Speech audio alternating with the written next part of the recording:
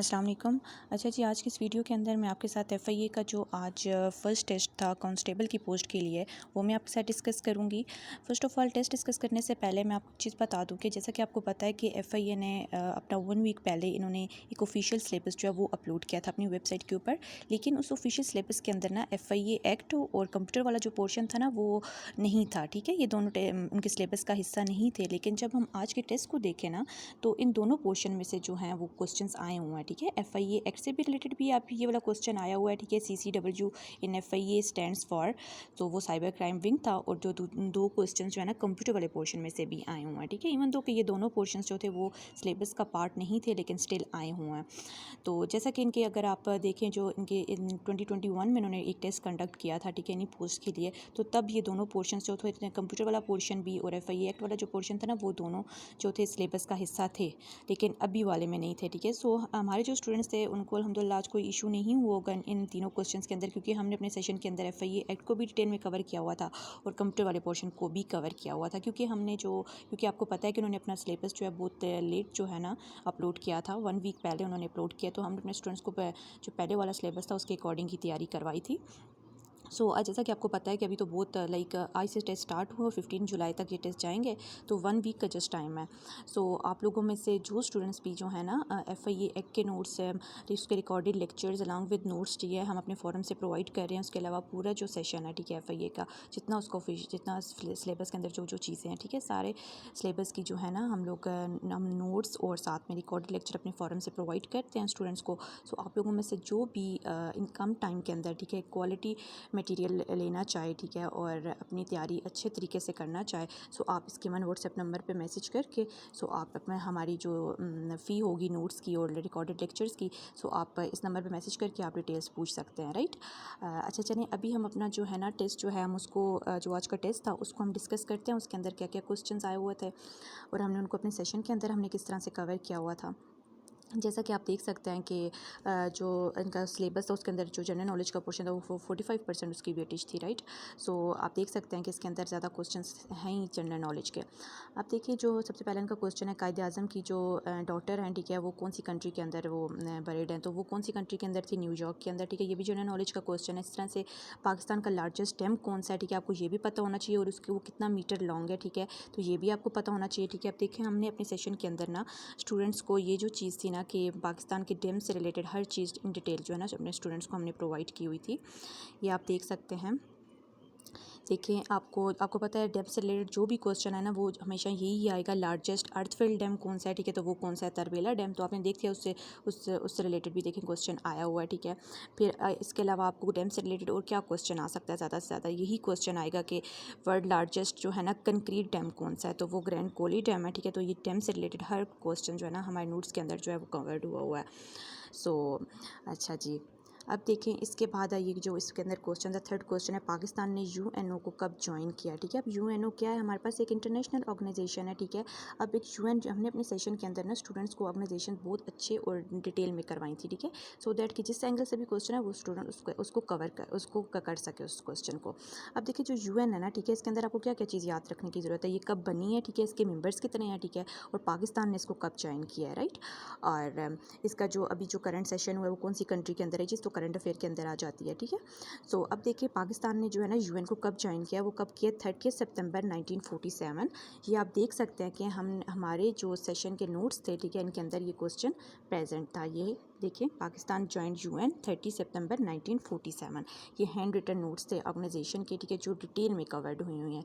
अब देखिए, यूएन से ज़्यादातर क्वेश्चन आ ही क्या सकता है कि वो कब बनी है, ठीक है, उसका हेड क्वार्टर कहाँ पे है, ठीक है, उसके ऑर्गन्स कितने हैं, उसकी जनरल असेंबली के मेंबर्स कितने हैं, ठीक है, और उसके पाकिस्तान ने इस ऑर्गेनाइजेशन को कब ज्वाइन किया। ठीक है, तो हमारे नोट्स के अंदर हर चीज़ जो है ना डिटेल से कवर्ड हुई थी। अच्छा, फिर अब आप इसमें देख सकते हैं जो इसका नेक्स्ट क्वेश्चन था, ठीक है, इंडस रिवर कहाँ से ओरिजिनेट होता है, वो तिब्बत से होता है। C pack stand for C pack, ठीक है, हर चीज़ हमारे सिलेबस के अंदर जो है ना हमने अपने सेशन के अंदर कवर की हुई थी। जिस तरह से पाकिस्तान का लार्जेस्ट डैम कौन सा है, तो वो कौन सा है, अंटार्कटिका। लार्जेस्ट डेजर्ट कौन सा है, ठीक है, अंटार्कटिक डेजर्ट है। ठीक है, ये देख सकते हैं आपके ये क्वेश्चन भी हमने डेजर्ट से रिलेटेड जो है ना डिटेल में अपने स्टूडेंट्स को ना जो डेजर्ट वाला टॉपिक था ये हमने डिटेल में करवाया हुआ था। ठीक है, ये आप देख सकते हैं हमारे सेशन का ये ग्रुप है, उसके अंदर ये सारी चीज़ें शेयर हुई हैं। लार्जेस्ट डेजर्ट कौन सा है, ये देखें अंटार्कटिका, ठीक है। और अगर देखो सम टाइम आता है कि लार्जेस्ट हार्ड डेजर्ट कौन सा है, तो वो कौन सा है, सहारा डेजर्ट है, ठीक है। सो डेजर्ट से रिलेटेड मतलब जितने भी क्वेश्चंस आ सकते हैं ना, तो वो हर एंगल से हमने अपने डेजर्ट वाले टॉपिक को जो है ना कवर किया हुआ है। तो हमारे स्टूडेंट्स को बिल्कुल भी इशू नहीं हुआ और वो बहुत अच्छा स्कोर एक्सपेक्ट कर रहे हैं। इसी तरह से ये भी जनरल नॉलेज का क्वेश्चन है कि एक हेमलेट एक लाइक नावल है, वो किसने लिखा है, तो विलियम शेक्सपियर ने लिखा है, ठीक है। इस तरह से हाईएस्ट वाटरफॉल कौन सी है, तो वो एंजल फॉल है, ठीक है। और वो कौन सी कंट्री के अंदर है, वेनेजुएला के अंदर है, ठीक है। ये भी जो जीके का क्वेश्चन है, ये भी आप देख सकते हैं, ये भी हमारे सेशन के अंदर जो है ना कवर हुआ है। ये देख लें आप, वाटरफॉल्स कितनी है, ठीक है। सबसे हाईएस्ट कौन सी है, एंजल फॉल है, वो कौन सी कंट्री के अंदर है, वेनेजुएला के अंदर है, राइट। अच्छा, फिर उसके बाद नेक्स्ट क्वेश्चन था कि नेटो का हेडक्वार्टर कहाँ पे है, तो वो है बेल्जियम ब्रुसेल के अंदर, ठीक है। तो ये भी आप देख सकते हैं, ये भी ऑर्गेनाइजेशन से रिलेटेड क्वेश्चन है। ये भी हमारे जो सेशन के नोट्स थे उनके अंदर ये भी कवर्ड था, ठीक है। ये देखिए नेटो, ठीक है, ये भी ऑर्गेनाइजेशन है, ठीक है। ये कब इस्टेब्लिश्ड हुई है, उसका हेडक्वार्टर कहाँ पे है, बेल्जियम ब्रुसेल के अंदर, राइट। अच्छा, फिर उसके बाद नेक्स्ट क्वेश्चन आ जाता है, स्मॉलेस्ट कंट्री कौन सी है, वाटिकन सिटी है, ठीक है। वर्ल्ड एनवायरनमेंट डे कब सेलिब्रेट किया जाता है, 5 जून को सेलिब्रेट किया जाता है। ये भी आप देख सकते हैं, ये क्वेश्चन भी जो है हमारे नोट्स से आया हुआ था, हमारे नोट्स में कवर था ये क्वेश्चन भी। लाइक ये आप देख लें, वर्ल्ड एनवायरनमेंट डे 5 जून, ठीक है। सारे जितने भी इंटरनेशनल इंपॉर्टेंट डेज़ हैं ना, ठीक है, उनकी एक फ़ाइल जो थी हमने अपने स्टूडेंट्स के साथ शेयर की हुई थी अपने सेशन के अंदर।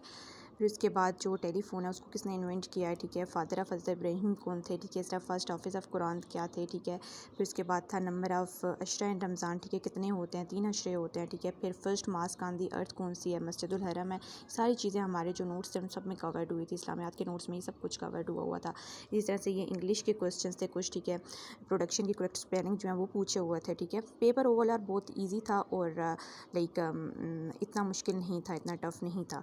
हाइपोक्रेट जो है उसका सिनोनिम क्या होता है, अगली का सिनोनिम क्या होता है, ठीक है। और ट्रूथफुली का एंटोनिम क्या होता है। सिनोनिम आपको पता है कि जो सेम मीनिंग होते हैं, ठीक है, उनको कहा जाता है एंटोनिम कहते हैं कि जो अपोजिट मीनिंग होता है उसको एंटोनिम कहा जाता है, ठीक है। फिर इस तरह से माउस का प्लूरल पूछा हुआ था, वो क्या होता है, माइस होता है। इसी तरह से सेंटेंस करेक्शन से रिलेटेड क्वेश्चंस थे इंग्लिश के, ठीक है। और हमारे सेशन के अंदर जितने भी सेंटेंस करेक्शन हैं उनको हमने डिटेल में जो है ना अपने सेशन में अपने स्टूडेंट्स को कवर करवाई हुई हैं, ठीक है। इस तरह से नेक्स्ट क्वेश्चन ये आप देख सकते हैं, he is fond dash of music, ये प्रपोजिशन से रिलेटेड है, ठीक है।